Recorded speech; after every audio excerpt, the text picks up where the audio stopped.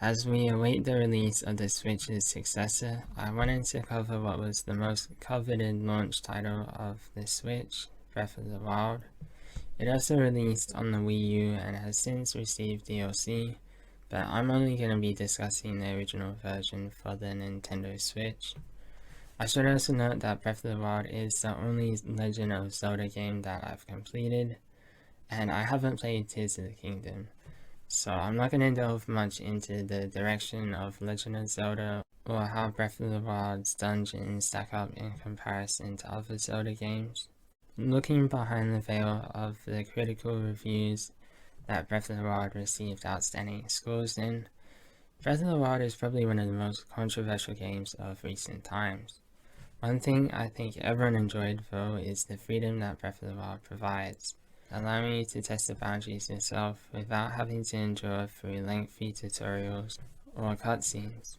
Instead, you are introduced to the controls through the Great Plateau, and while it is frustrating to be caged in initially, it did allow time to reveal that the old man is actually King Rhoam's ghost, and this reveal added so much needed context and motivation for defeating Ganon. As aside from Impa, King Rhoam, and the champion, who are all very disturbed by Ganon's presence, Ganon doesn't actually seem to have that much presence or influence in Hyrule. Instead, it seems that Ganon's main concern is maintaining power rather than actually doing anything with it. Like, once you've calmed the Divine Beast, who is disrupting Hyrule life? To be fair, the Divine Beasts are very disruptive as Meadow shoots lasers at Rito, who fly too high, while Norbis strikes lightning at those who get too close. Ruto causes rain, while Raduna causes rocks to fall that disrupts Goron business. Although despite the constant threat of the Divine Beasts breaking out and causing destruction to any of these civilizations, they do seem to be more of a nuisance than an imminent threat. Otherwise, wouldn't have the machines done something destructive in the last 100 years? I do wish the Divine Beasts were a little bit more threatening and actually approached and destroyed the towns if you failed to complete the trials in a certain amount of time, and you would feel the consequences of your failure. Alternatively, they could have had more visual evidence of how people are living differently now that the Divine Beast is gone. For example, having Rito that actually fly around, or the Gerudo expanding into the desert. But at the very least, the clanspeople do acknowledge you and change their conversation. For example, Teba was once a restless and reckless warrior, but now he's able to settle down and teach his daughter Chulin. But I just wish there was something like Twilight Princess where you can see how tormented and horrified the people are after the darkness Twilight stuff has run rampant, or in this case Ganon's reign. Although the lack of imminent threat did allow you to take your time and discover the effects for yourself instead of rushing to complete the objective. But what I discovered and witnessed is just people living their normal day-to-day lives, with them perhaps being more nestled into towns due to the enemies running amok. But I can't visualize any sizable difference between a Ganon and a non-Ganon Hyrule. Not that we actually get to see more than glimpses of a non-Ganon Hyrule in Breath of the Wild anyway. Of course there's Tears of the Kingdom now, but back then it was so confusing to defeat Ganon and load back to find that nothing has changed. People are still telling you to save the world that you just saved. Another common complaint is the commemorative ending that does deflate the intensity with how unthreatening this form of Ganon is. But personally, I still like the idea of having the ending outside, but I think it would have been even cooler if there were people huddled around and watching you from the hillside. That would then erupt in celebration instead of just this empty final cutscene with you and Zelda that rolls straight into the credits. The commemorative beast is at least consistent with what Zelda says at the start, that Ganon has this anger form that threatens all of Hyrule, which is obviously represented here, but it's just not that menacing. I did find it funny how people often tell you not to bring the horse into danger, yet Zelda summons a horse that gets way more damage than I did. Lila would never. And at least the movie-like cutscene does give good closure for Zelda's character, as she is no longer burdened by her role and responsibility, but is now excited to bear it as she looks forward to working with others to rebuild Hyrule. And while Breath of the Wild isn't the most story-rich game, it is probably the most expansive story we've gotten about Zelda. The memories are really effective at showcasing the pressure that she was under. My favorite memory was in the storm where Zelda asked Link whether he would have resented being a knight if he had been forced down that pathway, as Zelda is alluding to how she is resenting her path laid out by her parents and yearning for freedom. There were two plot holes in the final memory that aren't clarified though, as Zelda mentions that there's something she wishes to tell Link and something else that she must do. Yet it isn't revealed what she wanted to say or later did. I assume the thing she wanted to do is referring to how she went back to face Ganon after seeing her powers finally working and sealed herself and Ganon in the castle, but it's unclear what she later wanted to say to Link. Whereas the diaries in the castle written by King Rome and Zelda provided so much depth to these memories and much needed context for first-time players, as it reveals that the reason Link cares so much about Zelda is due to him being the kingdom's appointed knight.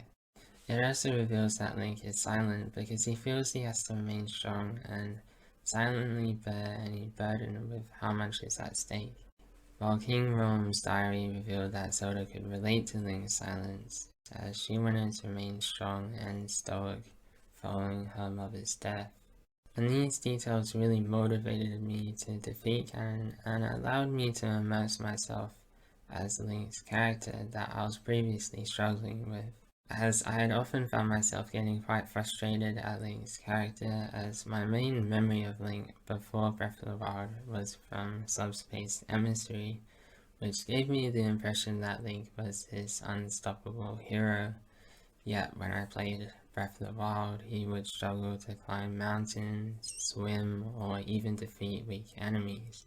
So this context really helped me connect with the otherwise blank, and despite the really strong backstory and setting that position you as the only one capable of saving Hyrule through the Sheikah Slate, for a game as grand as Breath of the Wild, the story does still disappoint to an extent, as once you get a sense of what happened 100 years ago, there's not much else to discern or discover in the main story, as there's no plot twist. Everything that appears good is good, and everything that appears bad is bad. So it's not a very complex or nuanced story, which is where I wish there were more story-related quests and side stories that expand upon this fairly limited main story. For example, they could explain why the Yiga clan split from the Sheikah tribe. Like, are they really just a comical group of thieves and bandits? Or is there something more to them? Having more story-related quests sounds like the perfect thing for the DLC, and while I haven't played it, I do know that the DLC expands upon the champions, which is perfect as their role is very condensed. And personally, I haven't done too many side quests, as I've always found the Legend of Zelda characters to be rather strange and hard to relate to, while the rewards for these quests are quite repetitive. But I did enjoy the main characters. Rivali is in a modest show-off, eventually recognizing our achievement. The Gorons are pretty likable. I really enjoyed the stealth and canon elements of the Divine Beast path, and really enjoyed the setting of the Mado, Ruta, and Norbus fights, even if they were a bit too simplistic. The dungeons inside the Divine Beast were difficult enough for me as a first-time player, and they were probably designed for new Legend of Zelda players, but I do understand why I'm more experienced, particularly the shrines, and I wasn't knowing how they repeated on minor tests like 4 times. But again, personally I didn't mind the dungeons, as some are still quite thought-provoking, and the shortness allowed you to get in a rhythm and not spend too much time on any one activity. That did keep me engaged. I think the biggest issue for me was the lack of variety in the Overworld Enemies, which is the reason why I really respect games like Kid Icarus Uprising that introduce so many unique enemies that you have to approach differently and problem solve. Whereas in Breath of the Wild, the types of enemies don't really change as you progress, they just get stronger. This makes almost every battle rather predictable and systematic, as all of the enemies have the same weaknesses. So in the latter half of the game, I just avoided the overworld enemies, as there's no real incentive to defeat them. You don't need their weapons or monster parts. And eventually I realized that they just appear to keep the player engaged while they traverse the terrain. Just dummy threats, so I wish they had more dungeons where you needed to defeat a string of enemies. But I guess that we've gone against the philosophy of Breath of the Wild that encourages freedom and would rather the player use their critical thinking skills to find unique solutions rather than just defeat enemies. Regardless, there just needs to be more unique designs and fighting patterns from enemies. Perhaps an enemy that doesn't get stunned when you hit them in the head, forcing you to diversify your combat strategy and dodge more often. It's just strange because the series has a ton of enemies that it could have reused or modified, like Twilight Princess, yet they've decided to restrict it to such a basic and honestly boring set of enemies. But I will say that I did enjoy the fighting patterns of the Divine Beast Ganons, especially Thunderfly Ganon, who I honestly found more difficult than the Ganon fight, where you just need enough shields. Anyway, I think we can all agree that Breath of the Wild is exhilarating and addicting to explore, at least initially, even if the disappointing story and repetitiveness of the enemies and rewards does take a toll. But maybe we expect too much from video games nowadays. I don't really know where we went from just enjoying video games for what they are and the fun that they provide, to now expecting them to be flawless masterpieces.